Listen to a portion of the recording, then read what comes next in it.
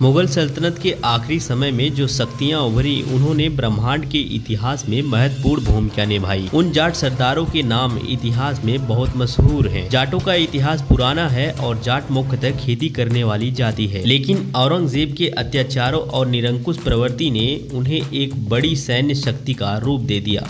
मुगली सल्तनत के अंत से अंग्रेजों के शासन तक ब्रज मंडल में जाटों का प्रभुत्व रहा। इन्होंने ब्रज के राजनीतिक और सामाजिक जीवन को बहुत प्रभावित किया। यह समय ब्रज के इतिहास में जाट काल के नाम से जाना जाता है। इस काल का विशेष महत्व है। दोस्तों, वीडियो शुरू करने से पहले आपसे एक छोटी सी रिक्वेस्ट रहेगी कि अभी तक आपने चैनल को सब्सक्राइब नहीं किया है तो चैनल को सब्सक्राइब करके पास में आ रहे बेल आइकन को प्रेस कर लीजिए ताकि आने वाले सभी वीडियो के नोटिफिकेशन आपको मिलते रहें। जाट एक ऐसी जाति है जिसने अपने छोटे से समाज का बहुत ही तीव्रता से विकास किया है। जाट समाज से बहुत से राजा भी हुए हैं और अपनी खुद की सभ्यता भी खड़ी करी है। गाँव में पंचायत सिस्टम इन्हीं की देन मानी जाती है। जाटों में बड़े स्तर पर पलायन भी हुए और ये लोग जंगलों से नगरों की ओर भी बढ़े। जाट प्राकृतिक पूजक होते हैं और सनातन धर्म को मानते हैं। पौराणिक मान्यताओं के अनुसार शिव की जटाओं से जाट की उत्पत्ति मानी जाती है। इसका सिद्धांत देव संहिता में बताया गया है। देव संहिता की इस कहानी में कहा गया है कि शिव के ससुर राजा दक्ष ने हरिद्वार के पास कंकट में एक यज्ञ किया था। सभी देवी देवताओं को यज्ञ में तो बुलाया, पर ना तो महादेवी जी को बुलाया और ना ही अपनी पुत्री सती को आमंत्रित किया। शिव की पत्नी सती ने पति से पिता के घर जाने के लिए पूछा तो शिव ने कहा, तुम अपने पिता के घर बिना बुलाए भी जा सकती हो। सती जब पिता के घर गई तो वहां पर शिव के लिए कोई स्थान निर्धारित नहीं था।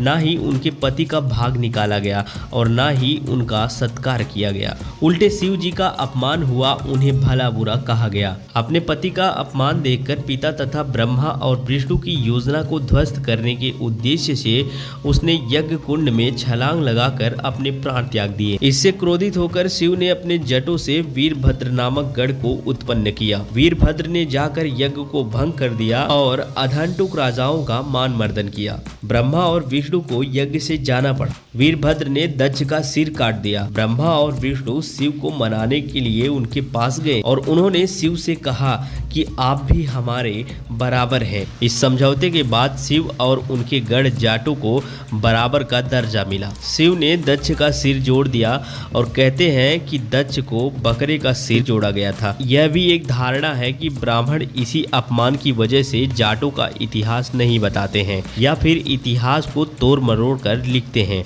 हालांकि यह एक पौराणिक कहानी है, परंतु यह कुछ ऐतिहासिक तथ्यों की तरफ संकेत भी करती है। इससे एक बात तो साफ है कि तृतीय आदि में जाट प्राचीनतम क्षत्रिय थे। वीरभद्र शिव का अंश था जिससे जाट उत्पन्न हुए थे। उस समय जाट गढ़ों के रूप में संगठित थे। जिसने शिव जैसा कार्य कर दिया, उनका स्तर प्राप्त किया, उसे शिव कहा गया। शिव के चित्र का उल्लेखन करें तो देखते हैं कि उनके सिर पर जटाजूट चंद्रमा और गले में नाग है। इनकी ऐतिहासिक विवेचना यह हो सकती है कि शिव ने चंद्रवंशी जाटों और नागवंशी क्षत्रिय को संगठित किया। इन क्षत्रिय वर्ग की शक्तियां शिव में समाहित हो गई। लिंग पुराण में शिव के 1000 नाम दिए गए हैं। उनका हर नाम किसी क्षत्रिय वर्ग का प्रतीक है। अनेक जाट गोत्र इनमें से ही निकले हैं। रामस्वरूप जून ने अपने जाट इतिहास की पुस्तक वीरभद्र की वंशावली में दी है, जिसके अनुसार पुरु की वंशावली में संयति के पुत्र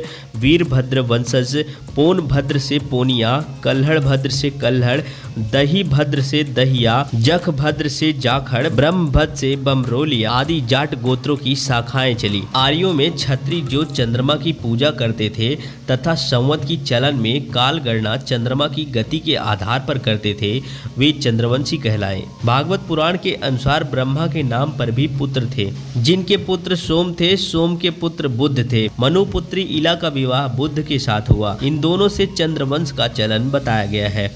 इनका पुत्र पुरुरवा था, इनका बेटा नहुस और नहुस का ययाति। जाट जाति का संबंध ययाति की संतानों के साथ था। श्री कृष्ण का जन्म भी चंद्रवंश में हुआ था।